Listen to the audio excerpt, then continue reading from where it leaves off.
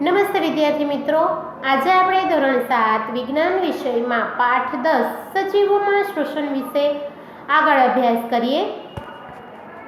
તમારા નસકોરા અને મોં ચુસ્ત રીતે બંધ કરો અને ઘડિયાળ જુઓ. તમે થોડા સમય પછી શું અનુભવ કરશો? ક્યાં સુધી તમે બંને બંધ રાખી શકો છો? તમારો શ્વાસ રોકી શકવાનો સમય નોંધો. હવે તમે માહિતગાર છો કે તમે લાંબો સમય સુધી શ્વાસોશ્વાસ વિના જીવી શકતા નથી. શ્વાસોશ્વાસ એટલે ઓક્સિજનયુક્ત હવા અંદર લેવી અને શ્વસનાંગો દ્વારા કાર્બન ડાયોક્સાઇડ યુક્ત હવા બહાર કાઢવી. ઓક્સિજનયુક્ત હવા શરીરની અંદર લેવાની ક્રિયાને શ્વાસ કહે છે અને કાર્બન ડાયોક્સાઇડ યુક્ત હવા શરીરની બહાર કાઢવાની ક્રિયાને ઉચ્છ્વાસ કહે છે. સજીવોના જીવનકાળ દરમિયાન આ પ્રક્રિયા સતત ચાલતી રહે છે. 1 મિનિટમાં વ્યક્તિ જ્યારે જેટલી વાર શ્વાસોશ્વાસ કરે છે તેને શ્વસન દર કહે છે. એક શ્વસન દર એટલે એક શ્વાસ લેવો અને ઉચ્છ્વાસ બહાર કાઢવો. શ્વાસોચ્છ્વાસ દરમિયાન શ્વાસ અને ઉચ્છ્વાસની પ્રક્રિયા વારાફરતી થાય છે. શ્વસન એટલે એક શ્વાસ અને એક ઉચ્છ્વાસ. શું તમને તમારો શ્વસન દર શોધવો ગમશે? શું તમારે જાણવું છે કે શ્વસન દર સતત છે કે પછી શરીરની ઓક્સિજનની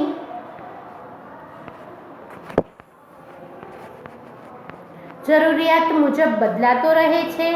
તો ચાલો આપણે નીચે મુજબની પ્રવૃત્તિ કરીએ. સામાન્ય રીતે આપણા શ્વાસોશ્વાસ આપણે અજાણ હોઈએ છીએ, તો પણ તમે પ્રયત્ન કરો તો શ્વાસોશ્વાસ ગણી શકો છો. સામાન્ય રીતે શ્વાસ લો અને શ્વાસ છોડો. કેટલીક વાર તમે શ્વાસ લો છો અને કેટલીક વાર શ્વાસ છોડો છો એ શોધો. શું તમે જેટલી વાર શ્વાસ લો છો તેટલી વાર ઉચ્છ્વાસ છોડો છો? હા. હવે તમારો શ્વસન દર ઝડપી ચાલી રહ્યા પછી અને દોડ્યા પછી ગણો. જેવી ક્રિયા પૂર્ણ થાય ત્યારે તમારો શ્વસન દર નોંધો અને આરામદાયી સ્થિતિમાં પણ નોંધો. તમારા અવલોકનો કોષ્ટકના સ્વરૂપમાં દર્શાવી તમારા સહપાઠી સાથે બધી જ પરિસ્થિતિમાં શ્વસન દરની સરખામણી કરો. ઉપરની પ્રવૃત્તિ પરથી તમને ખ્યાલ આવ્યો જ હશે કે જ્યારે વ્યક્તિએ વધારાની શક્તિની જરૂર ઊભી થાય છે ત્યારે તે ઝડપી શ્વાસ લે છે. પરિણામે વધુ ઓક્સિજન આપણા કોષો સુધી પહોંચે છે. તે ખોરાકના દહન એટલે કે તૂટવાની પ્રક્રિયાને ઝડપી બનાવે છે. વધુ શક્તિ મુક્ત થાય છે. શું આ પરથી તમને સમજ પ્રાપ્ત થાય છે કે શારીરિક પ્રવૃત્તિઓ પછી આપણને કેમ વધારે ભૂખ લાગે છે? જ્યારે તમે સુસ્તી આવતા હોય ત્યારે શું તમારો શ્વસન દર ઘટે છે? શું તમારા શરીરને પૂરતો ઓક્સિજન મળે છે? આ બધા જ પ્રશ્નોના જવાબ છે એ આપણે લેવાના છે. હવે આપણે જોઈએ તો જે પ્રવૃત્તિ કીધી આપણે, હું તમને કોષ્ટક છે એ પૂરી અને હોમવર્કમાં આપીશ. સરેરાશ રીતે એક પુખ્ત વ્યક્તિ આરામની સ્થિતિમાં 1 મિનિટમાં 15 થી 18 વખત શ્વાસ લે છે અને શ્વાસ છોડે છે. ભારે કસરત દરમિયાન શ્વસન દર 1 મિનિટમાં 15 થી 18 વખતની બદલે 25 વખત થાય છે.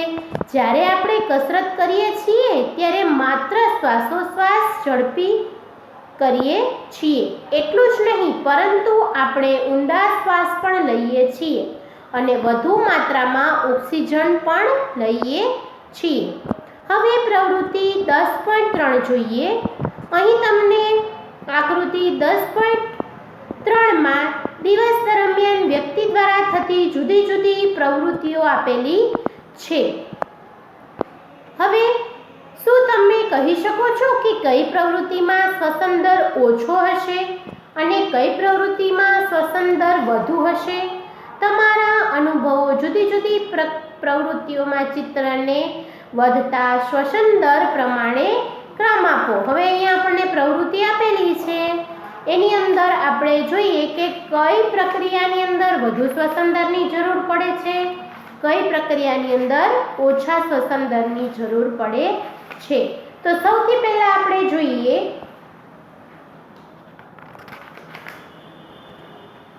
સૌથી વધારે શ્વસન દરની જરૂર ચડતા ક્રમમાં જોઈએ તો શ્વસન દર ઓછો જોતો હોય એમાં સૂઈ જવું, ત્યાર પછી છે વાંચવું, ત્યાર પછી છે ચાલવું, ત્યાર પછીનું છે એ પગથિયાં ચડવા, ત્યાર પછી છે કપડાં ધોવા અને ત્યાર પછીનું છે ઝડપથી દોડવું.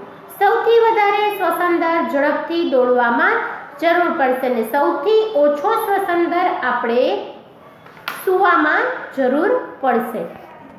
હવે આપણે જોઈએ પ્રવૃત્તિ 10.3 આપણે શ્વાસ કેવી રીતે લઈએ છીએ. ચાલો આપણે શ્વસનની ક્રિયા વિશે જાણીએ. સામાન્યપણે આપણે નાસિકા છિદ્ર દ્વારા શ્વાસ લઈએ છીએ. જ્યારે આપણે શ્વાસ લઈએ છીએ ત્યારે હવા આપણા નાસિકા છિદ્રમાં થઈ અને નાસિકા કોટરોમાં જાય છે. નાસિકા કોટરોમાંથી હવા શ્વાસનળી દ્વારા આપણા ફેફસા સુધી પહોંચે છે. ફેફસા એ ઉરસ ગુહામાં આવેલા છે. આ ગુહા બંને બાજુએથી પાસળીઓ દ્વારા ઘેરાયેલી હોય છે. એક મોટા પડદા જેવી રચના જેને ઉરોદર પટલ કહે છે તે ઉરસ ગુહાના તળિયે આવેલી હોય છે. શ્વાસોશ્વાસમાં ઉરોદર પટલ અને છાતીના પિંજરાનું હલનચલન સંકળાયેલું હોય છે. શ્વાસ દરમિયાન પાસળી ઉપર તરફ અને બહાર નીકળે છે, ઉરોદર પટલ નીચે જાય છે. આ હલનચલન આપણી ઉરસ ગુહાના અવકાશમાં વધારો કરે છે અને હવા ફેફસાની અંદરની તરફ જાય છે. ફેફસા હવાથી ભરાય છે. ઉચ્છ્વાસ દરમિયાન પાસળીઓ નીચે તરફ અને અંદરની તરફ જાય છે. જ્યારે ઉરોદર પટલ છે એ પોતાના મૂળ સ્થાને, પહેલા ક્યાં હતું? નીચે હતું, હવે એના મૂળ સ્થાન સુધી ઉપરની તરફ ખસે છે, જેથી ઉરસ ગુહાનું કદ છે એ ઘટે છે અને હવા ફેફસાથી બહારની તરફ આવે છે. આપણા શરીરમાં આ હલનચલન ખૂબ જ સરળતાથી અનુભવી શકાય છે. ઊંડો શ્વાસ લો, તમારી હથેળીને પેટ પર રાખો અને પેટનું હલનચલન અનુભવો. તમને શું જોવા મળ્યું? શ્વાસોશ્વાસ દરમિયાન ઉરસ ગુહા એટલે કે છાતીના કદમાં ફેરફાર થાય છે તે તમે શીખી ગયા. બાળકો, છાતી ફૂલાવાની સ્પર્ધા ઉપર ઉતરી આવ્યા. બધા ઉત્સાહિત થઈને કહેતા હતા કે તે અથવા તેણી છાતી મહત્તમ ફૂલાવી શકે છે. તો આ પ્રવૃત્તિ તમારા વર્ગમાં તમારા સહપાઠી સાથે કરો તો કેવું રહેશે? હવે જોઈએ આપણે ધૂમ્રપાન તમારા ફેફસાને નુકસાન પહોંચાડે છે. ધૂમ્રપાન સાથે કેન્સર સંકળાયેલું છે. ધૂમ્રપાન ટાળવું જ જોઈએ. એટલે કે જે લોકો ધૂમ્રપાન કરે છે એના ફેફસા અમુક સમય પછી સડી જાય છે. હવે અહીંયા તમને મનુષ્યમાં શ્વસન તંત્ર આપેલું છે એના વિશે અભ્યાસ કરીએ. સૌપ્રથમ તમને અહીંયા છેદ દેખાય એ નાસિકા કોટર છે, ત્યાર પછી છે એ મુખ ગુહા, ત્યાર પછી આ બાજુ છે એ કંઠનળી, શ્વાસનળી, આ છે એ ફેફસા છે, તેની નીચે આવેલી છે ફેફસાનું રક્ષણ કરે એને કહેવાય છે પાસળીઓ, અને આ છે ઉરોદર પટલ. આપણી આસપાસ રહેલી હવા ઘણા બિનજરૂરી ઘટકો ધરાવે છે, જેવા કે ધુમાડો, કચરો, પરાગરજ વગેરે. જ્યારે આપણે શ્વાસ લઈએ છીએ ત્યારે આ કચરો આપણા નાસિકા કોટરના વાળમાં ફસાઈ જાય છે, પરંતુ કેટલાક કચરા વાળમાંથી નાસિકા કોટરમાં પસાર થઈ જાય છે, પછી તે અંત્ય ગુહામાં અજંપો પ્રેરે છે. પરિણામે આપણને છીંક આવે છે. છીંક આ બધા બહારનો કચરો જે હવાની સાથે આવેલો છે તેને બહાર કાઢે છે. અને કચરા વિહીન ચોખ્ખી હવા શરીરની અંદર પહોંચે છે. સાવધાની રાખવી જોઈએ કે જ્યારે આપણે છીંક ખાઈએ ત્યારે નાક ઢાંકવું જોઈએ, જેથી બહારનો કચરો જે તમે નાક દ્વારા કાઢ્યો છે તે બીજાના શ્વાસમાં ન જાય તેની કાળજી રાખવી જોઈએ. નમસ્તે વિદ્યાર્થી મિત્રો.